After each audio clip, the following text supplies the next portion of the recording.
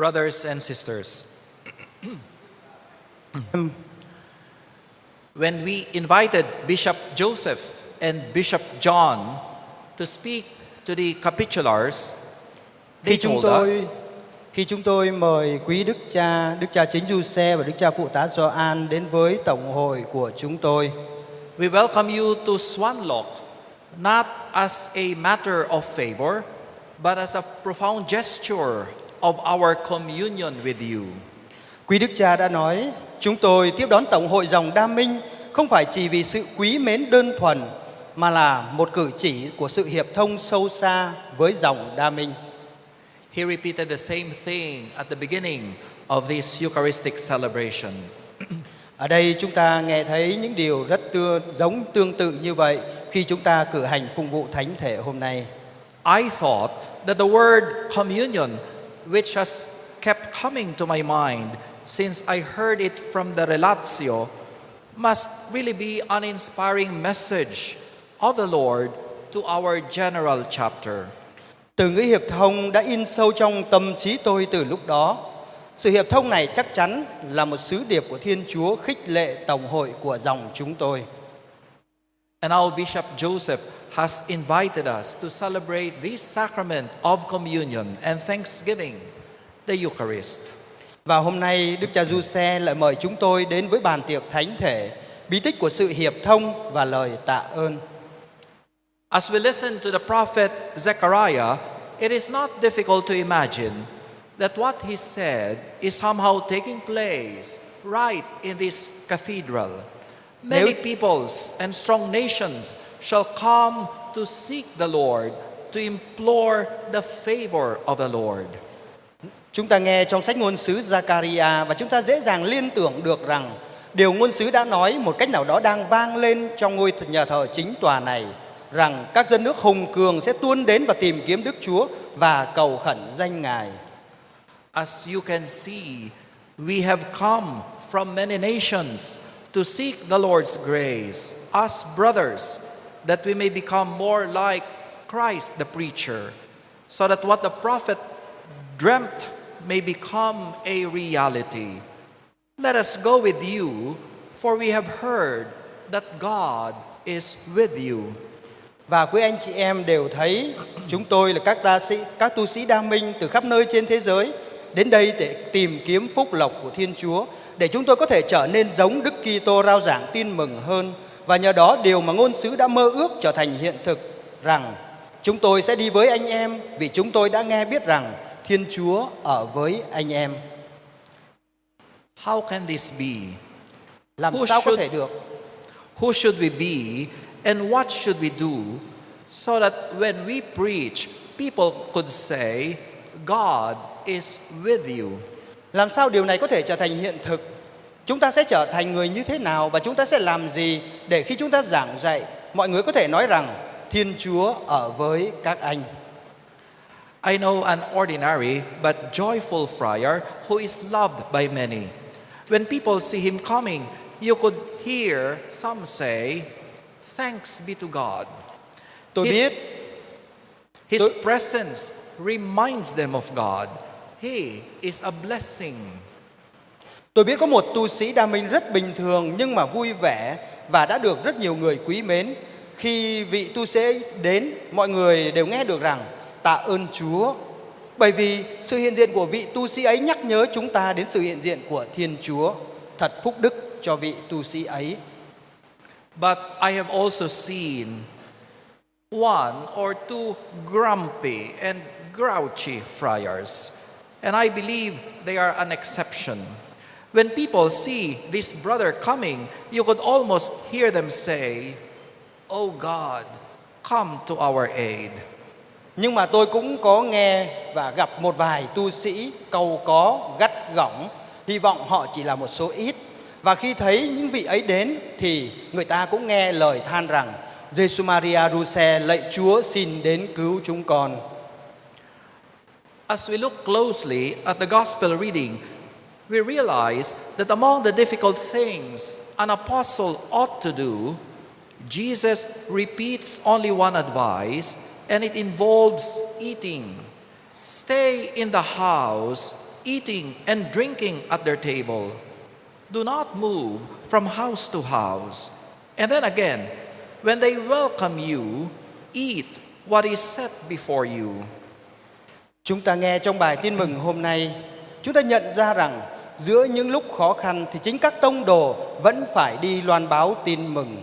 Đức Giêsu nhắc họ điều này: hãy ở lại trong những nhà mà người ta tiếp đón anh em, hãy ăn uống những thức người ta dọn cho, đừng đi từ nhà này qua nhà nọ, và khi người ta đón tiếp anh em, hãy ăn những gì người ta tiếp đãi anh em. That Jesus repeats this counsel invites us to pause and ponder. Here are the 72 sent to preach the good news, filled with the power to heal all who are sick. Why is Jesus concerned that the ones he sent might be choosy over food? What is so important about receiving table hospitality that the charge is made twice? Điều Đức Giêsu đã nói làm chúng ta suy nghĩ. 72 môn đệ đã được sai đi loan báo tin mừng. Họ được tràn đầy sức mạnh để chữa lành bệnh tật. Tại sao Đức Giêsu lại nói với họ về chuyện ăn uống ở đây? Có điều gì quan trọng ở đây khiến Đức Giêsu phải nhắc lại 2 lần rằng hãy ở lại ăn uống những gì họ tiếp đãi anh em? As preachers of the gospel, we know it is almost impossible to move about with a single set of clothes and with no money on our pockets. But it is also very difficult at times to eat what is set before us by the people we minister to. Là những giả giảng thuyết tin mừng, chúng tôi biết rằng thật khó khăn để ra đi với chỉ một bộ quần áo, chẳng mang theo bao bì hay gậy gộc tiền bạc. Nhưng đôi khi cũng lại rất khó khăn để ăn hết những gì người ta dọn sẵn cho. Many years ago, as novices, we spent 10 days at a leprosarium called Tala or Star. One morning, after giving communion to the patients, we went back to one of the wards. A leper who looked eager to welcome guests greeted us. I took his hands for a handshake, only to be shocked and shaken that the hand I was holding was without fingers. Then we were invited to sit down for some refreshment. The glasses of soda and bread they served were clean, but it was difficult to eat what was set before us. What if we get contaminated with leprosy? It was also difficult to eat because of the humbling realization that they were probably offering us their ration of food. Cách đây nhiều năm, khi còn ở nhà tập, chúng tôi có 10 ngày đi giúp trại phong Sao Mai. Một buổi sáng kia, sau khi trao mình Thánh Chúa cho các bệnh nhân phong trên đường trở về nhà, một người bệnh nhân phong muốn mời chúng tôi ghé lại. Tôi đưa tay ra để bắt tay anh và tôi đã thực sự sốc khi nhận ra rằng bàn tay anh ta đã cụt không còn ngón nào. Sau đó chúng tôi được mời ngồi nghỉ ngơi một lát. Họ mời chúng tôi ăn bánh và uống nước. Dù sạch sẽ đấy, nhưng ai cũng ngần ngại. Lỡ mình bị lây bệnh thì sao? Và thực sự cũng thật khó có thể để ăn, bởi vì đó chính là khẩu phần thức ăn của họ trong ngày hôm đó. Eat what is set before you, Jesus tells us. Before we begin to preach or heal or do anything for the good of others, we are told not once but twice to be served by the people we are intending to serve. Jesus is telling us that we can only feed people if we are willing to be fed by them. We can become more effective in our preaching if we listen attentively to what our hearers tell us. Surely there is more blessing in giving than in receiving.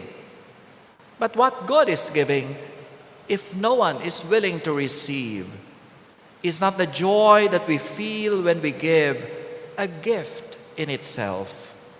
Đức Giêsu đã nói với chúng ta rằng hãy ăn những gì người ta dọn cho anh em. Trước khi chúng ta làm bất cứ việc gì vì lợi ích của người khác, chúng ta được nhắc hơn một lần rằng chính những người chúng ta có ý định phục vụ, họ lại phục vụ chúng ta. Đức Giêsu nói với chúng ta rằng chúng ta chỉ có thể chăm sóc được người khác khi chúng ta sẵn sàng đón nhận sự chăm sóc của họ. Chúng ta có thể giảng dạy hữu hiệu hơn nếu chúng ta thành tâm lắng nghe những người mà chúng ta đang muốn nói với họ. Chắc chắn rằng cho thì có phúc hơn là nhận, nhưng sẽ chẳng có gì được cho đi nếu không có ai muốn nhận lãnh. Khi cho đi, đó không phải là một niềm vui tự thân đó sao? Solidarity is essential for an effective preaching of the gospel. But solidarity is a two-way street. No one is so poor that he cannot give. No one is so rich that he cannot receive. We must all learn to know our poverty, to understand what we lack, that we may learn to beg, that we may discover our insufficiency, that we need God and our brothers and sisters and other people. It is easier to love because we decide how to manifest that love. It is more difficult to be loved, to receive love, because we are not in control. We cannot know in advance what or how the other would give love. In like manner, it is easier to give because we decide on what we could give. It is more difficult to beg, to learn how to receive with humility. We need to learn to be evangelized by the people we serve, by the poor, by those we help, the sick, the orphans. They have so much to give us. No one is so poor that he cannot give. No one is so rich that he cannot receive. Tương trợ lẫn nhau là một điều cần thiết trong việc loan báo tin mừng. Nhưng tương trợ là một hành động hai chiều. Không ai nghèo đến nỗi không có gì để cho đi, và cũng không ai giàu đến nỗi không còn nhận được điều gì. Tất cả chúng ta phải học để nhận ra sự nghèo khó của mình, để hiểu mình thiếu cái gì, rằng chúng ta phải học để biết phải cầu xin, rằng chúng ta thiếu thốn và rằng chúng ta cần Thiên Chúa và anh chị em của mình. Thực sự, yêu người khác thì không quá khó, vì chúng ta chủ động để biết phải yêu thế nào. Nhưng để được yêu thì thật sự là điều khó hơn, bởi vì chúng ta không chủ động, chúng ta không biết trước được người khác sẽ yêu chúng ta như thế nào.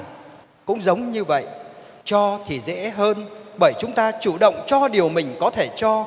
Nhưng nhận lãnh là một điều khó khăn đấy, vì chúng ta phải khiêm nhường mới có thể nhận lãnh. Vì thế, chúng ta cần phải học để có thể được tin mừng hóa bởi chính những người mà chúng ta phục vụ, như người nghèo, người bệnh tật, người neo đơn. Họ cũng có nhiều thứ để cho chúng ta đấy. Xin được nhắc lại, không ai nghèo đến nỗi không có gì để cho đi, và cũng không ai giàu đến nỗi không còn nhận được điều gì. When we eat what is set before us, we enter into a table fellowship with our host. In this Eucharistic celebration, Jesus is the host who invites us to eat what he sets before us. Our ministry and apostolate will only be effective if they emanate from our table fellowship with the Eucharistic Lord. Khi đón nhận những gì người ta dọn ra cho mình, chúng ta ngồi vào bàn ăn huynh đệ với ông chủ. Trong bữa tiệc thánh thể hôm nay, Đức Giêsu là chủ, người đang mời gọi chúng ta vào bàn ăn người đã dọn sẵn. Sứ mạng của chúng ta và của các tông đồ sẽ chỉ có thể hữu hiệu nếu những điều đó bắt nguồn từ bữa ăn huynh đệ, từ bữa tiệc thánh thể của Chúa chúng ta.